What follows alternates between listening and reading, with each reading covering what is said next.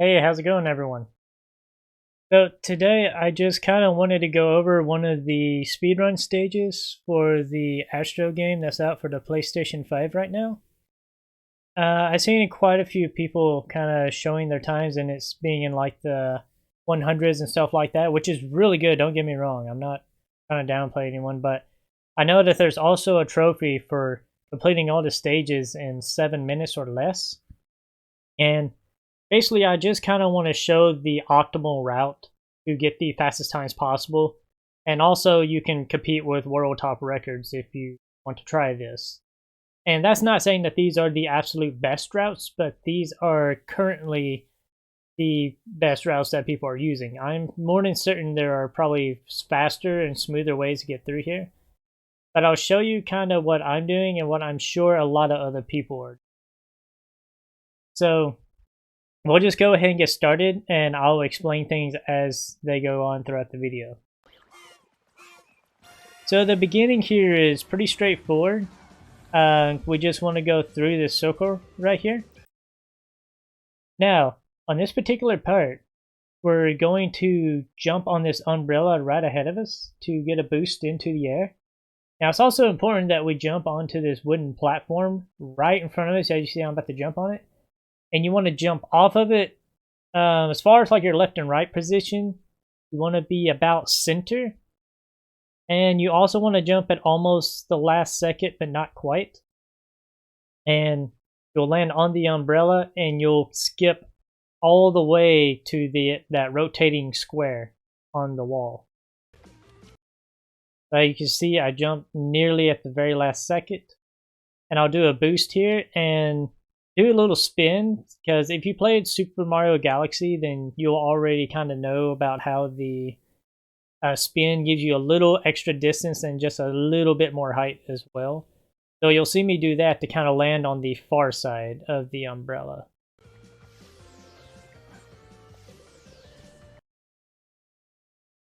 And if you do that and get the right distance and the right height, you will make it onto this platform.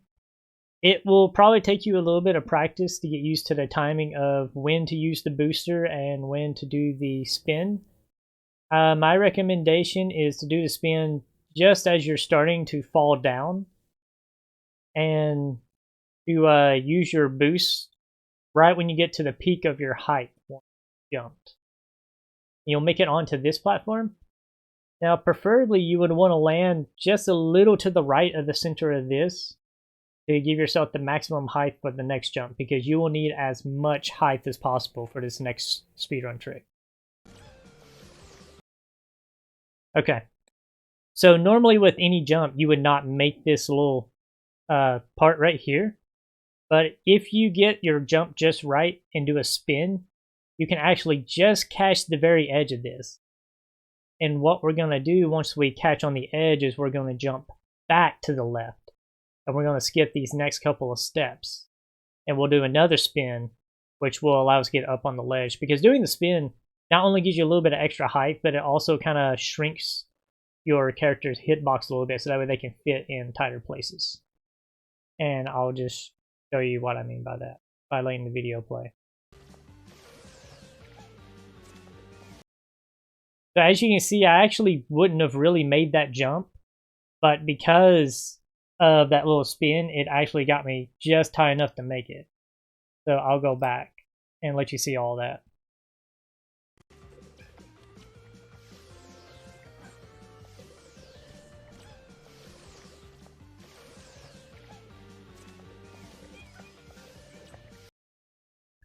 So that jump's pretty straightforward. I don't think that needs any explanation.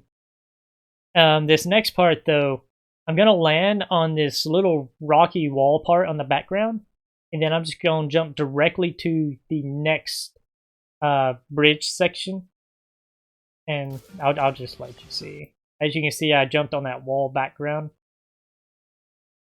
Now right here, we're going to jump back to the right and make the jump all the way to those little grassy ledge back there. And we're going to do that again with another spin jump to make sure that we can make the jump. The visual cue I use for on this bridge is just a little more than halfway. between these two little silver lines that divide the bridge, I get just a little more halfway from in between those, and then I'll do my full extended jump to make this next jump. And if you do it just right, you'll barely make the jump, which will be perfect. Okay, that's pretty straightforward, just jumping on the little trampolines. And this next part, we're actually not going to hit any of these wooden platforms. We're actually just going to jump up onto this wall edge, kind of like we did the last part. I'll let you see. So just like that, you can make that jump. And again, that's one of them. You have to have the right height. And you have to have the spin time just right to make it. I'll let that. I didn't mean to go back that far, but I'll let you see all that now that I've explained it all.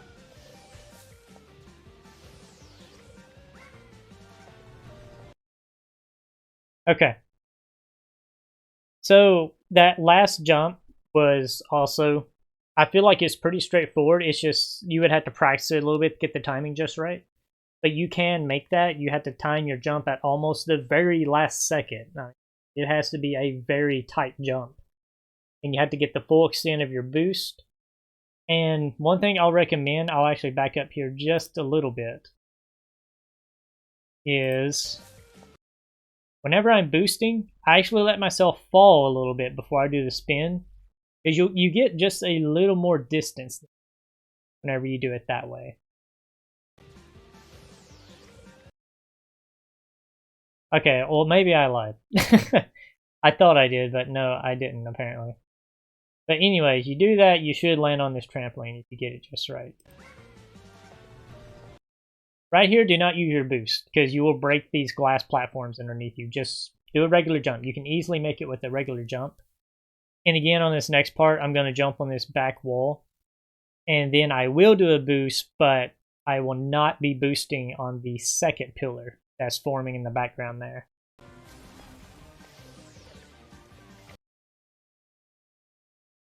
Now right here can be a bit of a tricky spot. It's not too bad. Once you get it and you try it a few times, it's not hard to pull off. Basically, what you're going to want to do is you're going to want to land on that grass platform, the highest one that I'm about to land on right there. And you're going to want to do your boost before you get up to this little rotating platform. That's to the right, the black one that tilts back and forth. Because your boost will actually angle it without you actually having to step on it. And you actually get a little bit of a speed boost somehow running up it. Doesn't make sense, but I mean, it works. So let me just play and let you see what I mean. As you can see, he just sprinted up that. I don't know how that works, but it does. So again, with this, I'm just going to jump on that wall in the background, right in front of me. And then I'm just going to start jumping up those platforms to scale the mountain from there.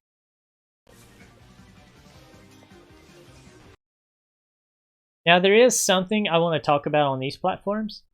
There is a particular way to get up this, because if you don't do it right, you can actually fall down a lot. And I want to explain what makes it to where you'll fall down and what will make it so that you make the jump every time. Okay, so here's what I want to talk about. See that platform that's flipped down at the moment? Depending on where you're at, as far as close as you are to the wall or far away you are from the wall, you can make or not make that jump. So ideally, you just don't want to be pressed up against the wall. Just don't be near the wall whenever you try to jump to that platform, and you'll be okay. So if you're out a little bit and you just do one full jump, no boosters, no spinning or anything, you'll make the jump. If you're not, then you will get pushed down. And let me show you what I mean. So this is whenever I'm against the wall. And as you can see, the bot kind of stuck there for a moment, but they didn't exactly make the jump. It's because that little silver part, whatever in the background, that makes the platform flip up and down, it was made just high enough to where you can't make that jump. But if you jump away from that just a little bit, you will make the jump. And let me demonstrate that.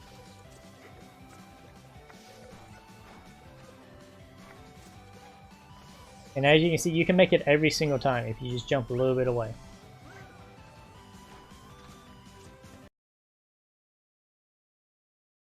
Okay. So let's just go ahead and watch the full run. So this, you can see all the strategies put together into this one.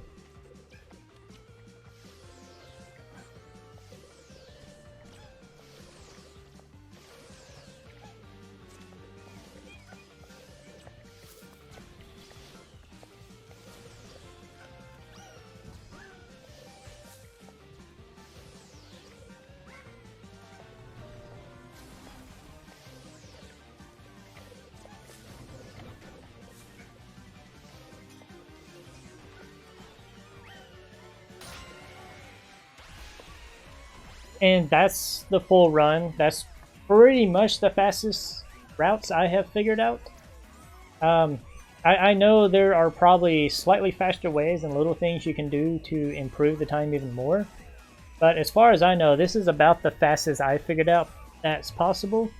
And it puts me at World 4th, which is less than a second behind of World 1st. So, I mean, I'll take that. Anyways, thanks for watching.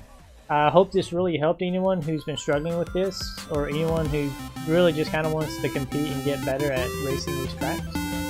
So with that, good luck, have fun,